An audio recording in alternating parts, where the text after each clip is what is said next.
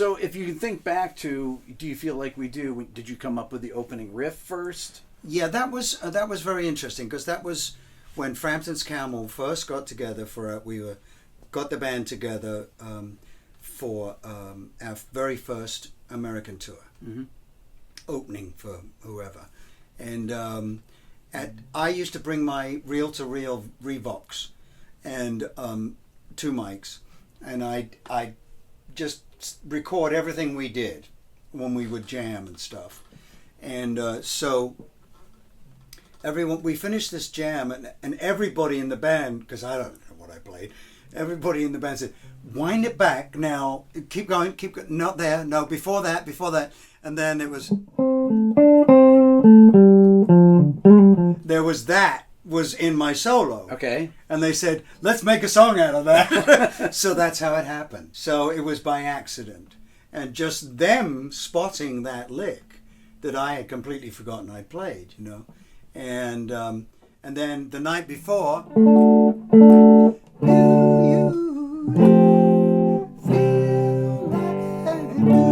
I'd written the chorus, the night before. Okay. But now we're in A now. Right. Wow. Well, we'll just go to D for the chorus, and that's how that stuff. And then I remember someone said, after we've done this for a while, can we modulate it? Let's go. And I said, yeah, let's go.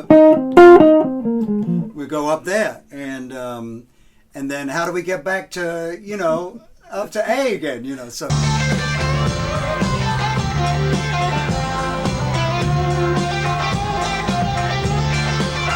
You also think, oh, this is a great chord progression to solo over. Would you have things where you're like, oh, I like to solo over this, and you would? No, I wouldn't know until I'd play over it. Do you know what I mean? Yeah. It's not something that I would say, oh, this will be good. I would find out when we would do it, that this was good. I'd like to take a second to talk to you about this channel. This is actually Rick Beato 2. I've had it since the beginning of my main channel, and many of you are not subscribed. As a matter of fact, 87% of the people that watch this channel regularly are not subscribed. So I encourage you to hit the subscribe button on this channel and on my main channel. This will help me get even more of my dream guests and help continue to grow both channels. Thank you. What's a long time for you to write a song? Do you have songs that would sit around for a year and then you'd come back? Or how would you keep track of things? I think Something's Happening and Go to the Sun equally took, well, they're piano, so I plod away at the piano, I'm okay for writing, but I think that there's many more options on piano. I think it took me, I had to edit myself, because I very rarely write on keyboards, but those two were written on piano, and so those probably took, maybe a month, playing every day and finding a new bit here or whatever, whereas Show Me the Way and Baby I Love Your Way were written both in 20 minutes in the same day.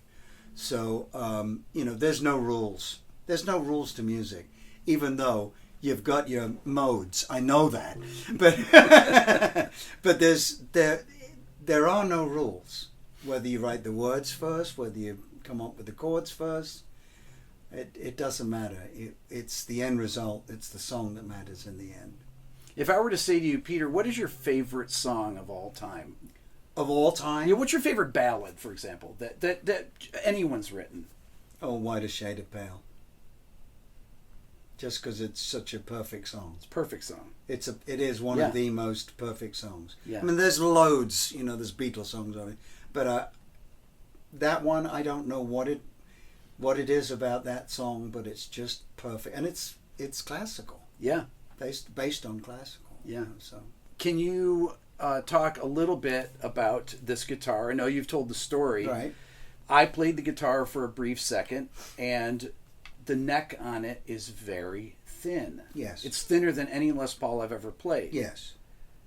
It is. Those guitars were like baseball bats originally. The 54, yeah, probably. And Mark Mariana is my dear friend who gave me the guitar in 1970 from Oakland and Bay Area. And so he had I think when he bought it, he said it was green.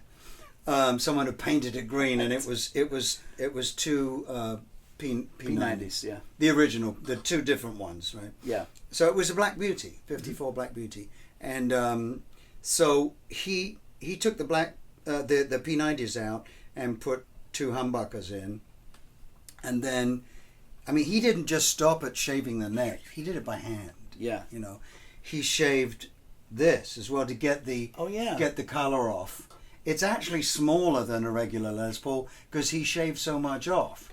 So, but when he'd done that, I'm not sure if he put the third pickup in himself or if he sent another one back and said, please route this for 3P. He wanted it to look like a 57 custom. Yeah. And even though it was a 54.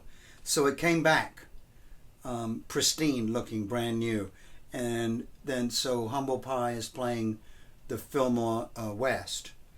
And Mark said we were playing 4 nights. And I had had an SG, a 62 SG with the woodblock back here with Humble Pie.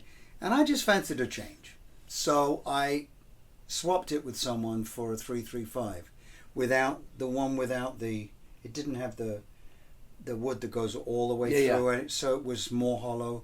I didn't know this at the time, but every time I turned up for the solo, feedback, it was that was one of my solos. So I was so depressed the first 2 nights, and then Mark, who we'd got to know a little bit, and he said, "Well, I got this Les Paul." I said, "I'm not really big on Les Pauls.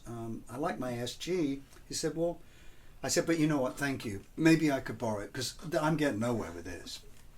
So he brought it to I think it was the Ramada Inn or somewhere where we were staying in San Francisco, and he opened it up, and it's this brand new looking guitar. Looks like a brand new 57, you know. So I drooled a little, picked it up, and I just put my hand around the neck, and I went, "Oh wow, this is made for me," you know.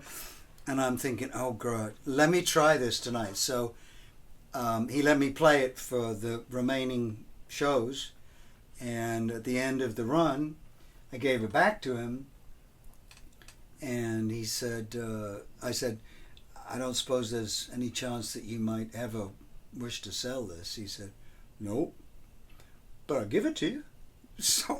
So he gave it to me. And I have given him many guitars since. And every time we come out with a new version, you know, Gibson, he always gets number 1, because if it weren't for him, you know, I would never have had it. So he's a dear friend, and I treasure his friendship. And one of those people that you could, wow, it's hard to even think about now.